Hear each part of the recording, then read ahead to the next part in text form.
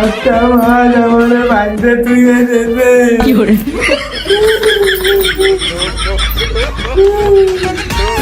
একটা মাছ আমি কোনো শয়তান দেখতে পারিনি।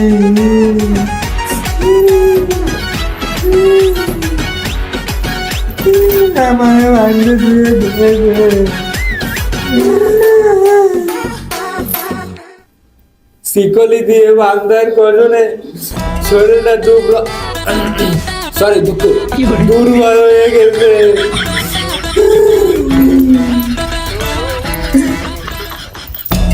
আমি একটা মাঝখানে শয়তানি করতে পারি। আমার শরীরে সব জায়গা ধ্বংস হয়ে গেছে রে, সব জায়গা ঝং ধরে গেছে রে। আমি একটা মাস করে শয়তানি করতে পারি। এর প্রতিশোধ আমি নেবই। আমার 11টা মাস বাঁধতে চেয়ে দিয়েছে, এর প্রতিশোধ আমি নেবই। আমি আজ থেকে শপথ করলাম, আমি শপথ করতেছি যে আগামী 11টি মাস আমি মানুষের শিরায় শিরায় উপশিরায় রক্তের সাথে মিশে যাব। কাউকে কখনোই ভালো কাজ করতে দেব না। সবসময় বলবো আমার সাথে আয়, মেয়েদের সাথে মিলিস, রসাকসি কর, এই কর সেই কর, নামাজ পড়তে দেওয়া যাবে না। আমি শপথ করলাম আমি কখনোই মানুষকে ভালো কাজ করতে দেব না। আমি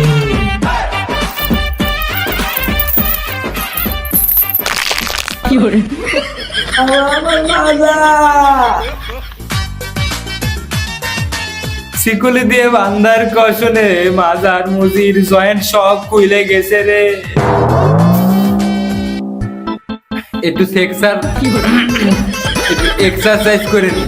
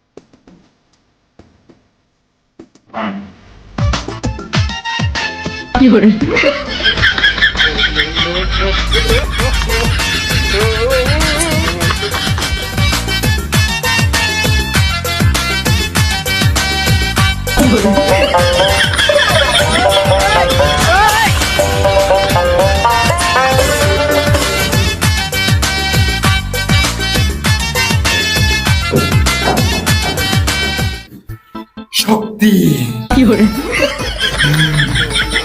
এবার আমি এখন আমার মিশনে নেমে পড়লাম।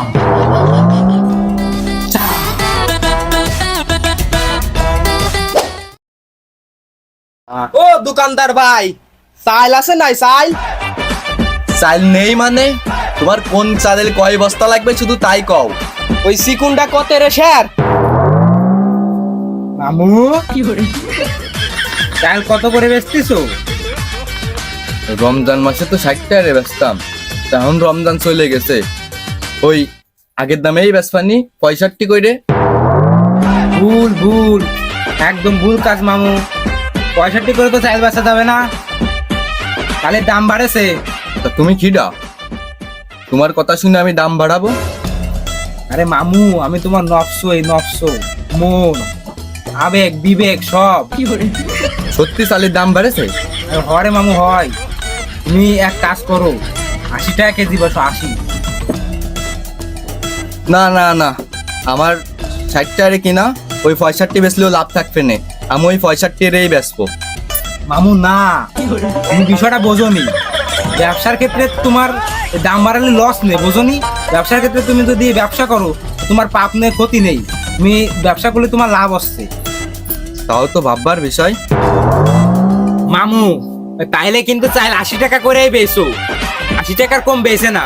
বাজারে বেচতেছে 78 টাকা, আর তুমি আর 2 টাকা মারে 80 টাকা কেজি বেচো। কোনো লস নেই মামু।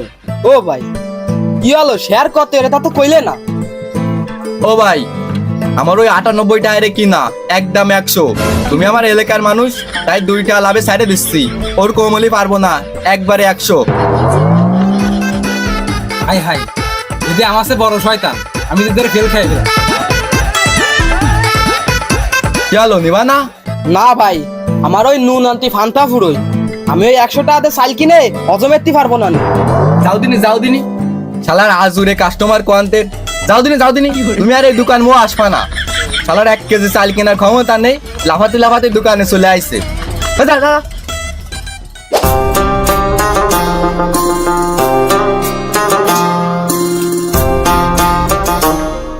হ্যালো বন্ধু, যাইছে আম খাবি? না আমি আসলে আম চুরি এরার মধ্যে নেই। ও তুই কি ভাবল না, কিছুদিন আগে 30টা রোজা গেল, আমি সব করা রোজা ছিলাম, আনা যদি আম চুরাতে যাই কিরাম একটা হয়ে যায় না? না বন্ধু, আমি পারবো না। এই ছেলে, এখন গরমকাল আইছে না, তুই আম খাবি না তা কি এরবি? আমি যত কবে চলে গেছে, 30টা রোজা ছিলি, ওর তো আম খালে এখন কোনো সোয়াব ছাড়া কিছু নেই, বুঝিস না? তোর গুণা নেই আম খালে চুরি। আর শোন, চুরি বিদ্যা আছে মহাবিদ্যা, কোনো ক্ষতি নেই এতে। যা আম খাইগে যা। দিদা আরে তুই আভাও কথা করছিস? আরে আমি তো নফসো, আমি তোর ভিতরে থাকা নফসো, ভয় নেই কোনো। যা আম খাইগে যা। বুঝতে পারিস, এটা হচ্ছে শয়তানের দুকা। তুমি যতই যাই কও, আমি আম খাতে যাবো না নে। আরে বিটা, তুই আম খাতে যা, আম খা ভালো, খালি কোনো লস নেই। যা, গরমের সময় আম খাতে যা। লা ইলাহা ইল্লাল্লাহু মুহাম্মাদুর রাসূলুল্লাহ।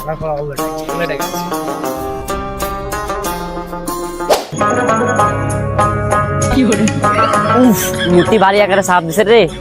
এখানে মুতলি তো কুলুক করতে পারে, দাঁড়ে ভাষায় টিস্যু তো নেই। থাক, বাড়ি যে একবারে মুই তো কুলুক করবেন। আরে মামু, তুই বাড়ি যাতে যদি তোর প্যান্ট পরে প্রস্তাব হয়ে যায়, তাহলে তো তোর প্যান্ট সেই নাবাক হয়ে গেল। আর বিজ্ঞানীরা কি কয়েছে, যখনের প্রস্তাব পায়খানা তুমি তখনই করো, শুধু সাফাই রাখে শরীরের ক্ষতি করে না। আর যদি তুই নামাজ পড়তে যাবি, তাহলে তো বাড়িতে নতুন প্যান্ট শার্ট পরে নিস কেন? এখন প্রস্তাব করে দে যা। এ তুই খিডা? আরে আমি আছে তোর আবেগ বিবেক, তোর ভিতরে থাকা সব পারফাতে যন্ত্রপাতি। আর শোন, আমি আছে তোর এক প্রকৃত বন্ধু, আমি কারোর খারাপ চাইনি। তুই এখন প্রস্তাব কর, প্রস্তাব সাফাই রাখে তোর শরীরের ক্ষতি এরিস না। এত রেজন করছে, সাফাই রায় কোনো লাভ নেই।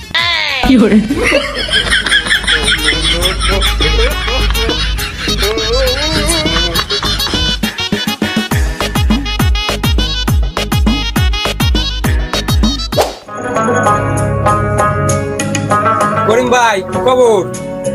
ব্যবসা পাতি কিরাম চলতেছে?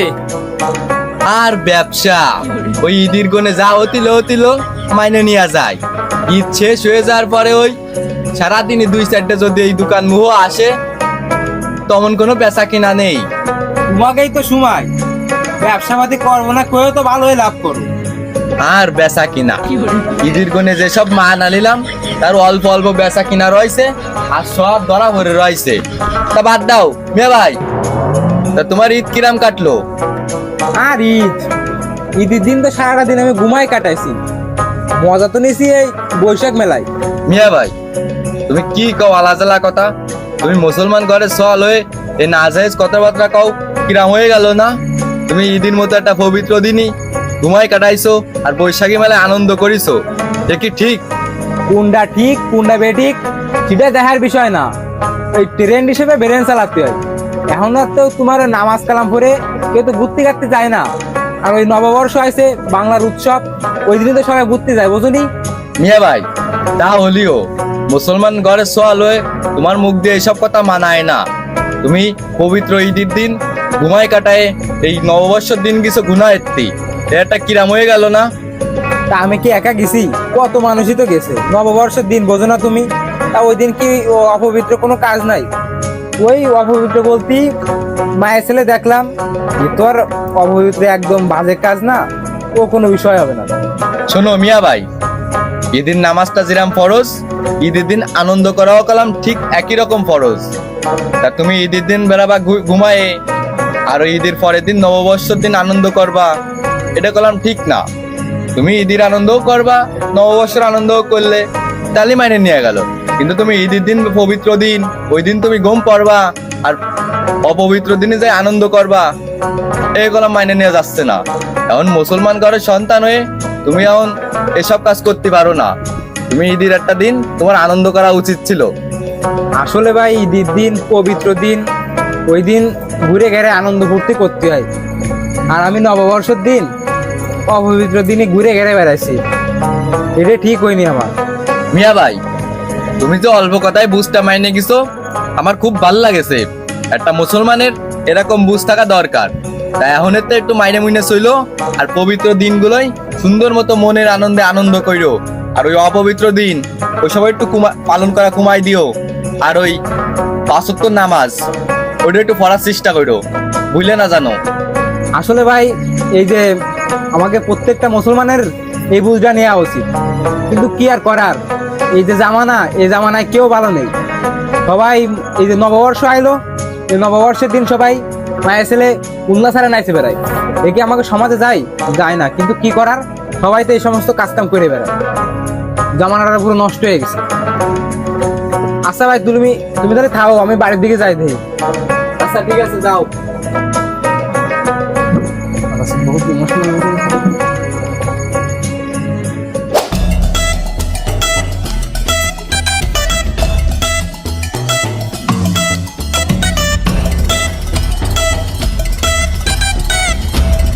সারা দিন মাটি কাইতে ক্লান্ত হয়ে গেছে শরীরটা।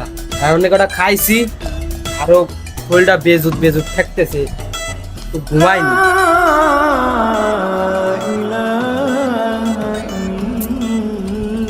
আসরে আজানও দিয়ে দিল, নামাজ পড়তে যেতে হবে। যাই দিয়ে নামাজটা পড়ে আসি। দোস্ত তুই কোয়ানে যাবি? একটু নামাজ পড়তে যেতে হবে, আজান দেছে। দোস্ত, তুই সারাটা দিন কত কষ্ট করেছিস, কত কষ্ট করে মাটি কাটেছিস, আর এখন যদি একটু বিশ্রাম না নিয়ে যদি তুই নামাজ পড়তে যাস, তাহলে কি হবে দোস্ত? না না, এখন নামাজ পড়তে যাওয়া যাবে না, এখন তুই ঘুমা দোস্ত, ঘুমা।